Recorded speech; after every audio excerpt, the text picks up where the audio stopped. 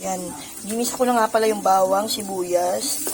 3 days akong hindi nakapagluto. 4 days ata. Kasi lagari tayo. Yan. Tapos sinunod ko, luya.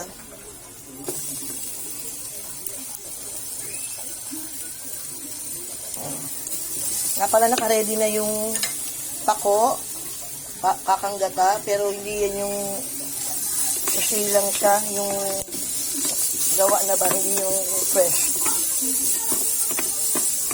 Yan.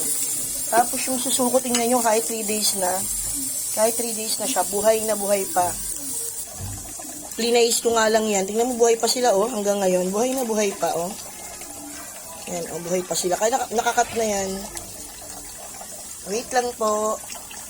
Ang hirap mag-video kasi may mga bumibili. Yan. Tapos lagay na natin yung susok. Wait lang. Yan. Buhay na buhay pa siya kahit 3 days. Ang tagal pala talaga ng ano nito. Ang tagal pala talaga ng buhay nito. Totoo yung sabi ni Kuya. Yan.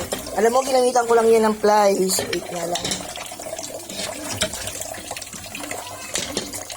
Ginamitan ko lang siya ng plies.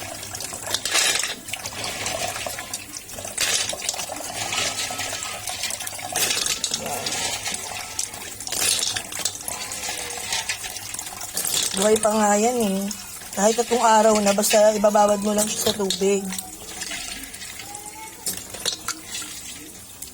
Yan. Yan mo nakadigit pa oh.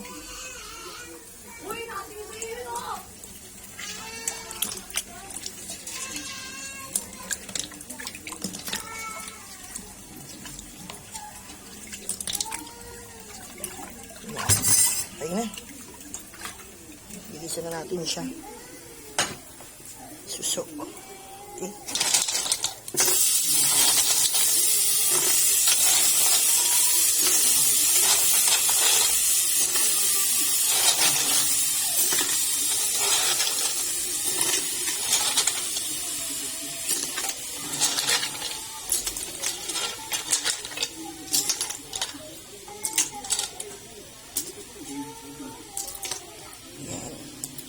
Okay na.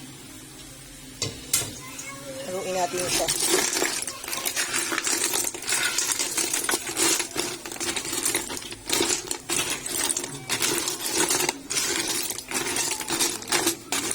Lalagyan ko na rin siya ng paminta.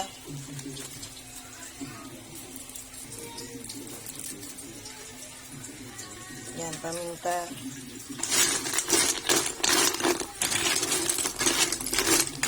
Wait lang, hayaan natin siyang kumulo muna. Kumulo, kahit mga 5 minutes siguro. Yan, lagyan natin ng Coco Mama. Kasi medyo ma-brown-brown na yung ano. Coco Mama, yan. Lagyan natin ng kaunting tubig. Wait lang, lagyan ko ng kaunting tubig. Yan, kaunting tubig.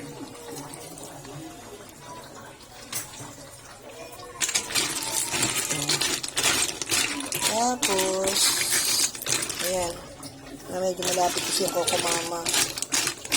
Nalagyan ko na nga pala yan ng betching, tsaka ng kaunting patis. Lagay na rin natin yung pako.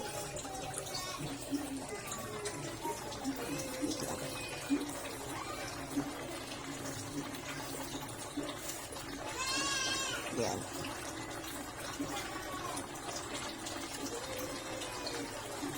Add ko nga kaya ng konti pang water. Wait lang ha. Ang hirap mag-video kapag ka nagtitinda ka.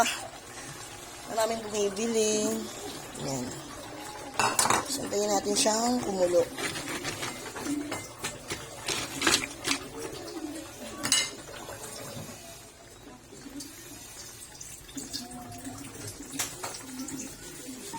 Ilang dahon eh? Yung kulay violet, ay ito. 18.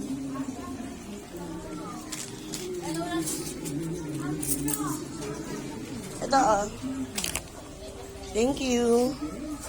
Yan, natuto na po siya. Napakahilig ko po sa sili, sobra.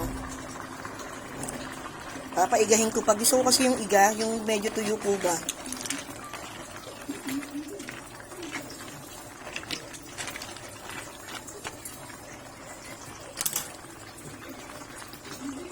Sarap yan.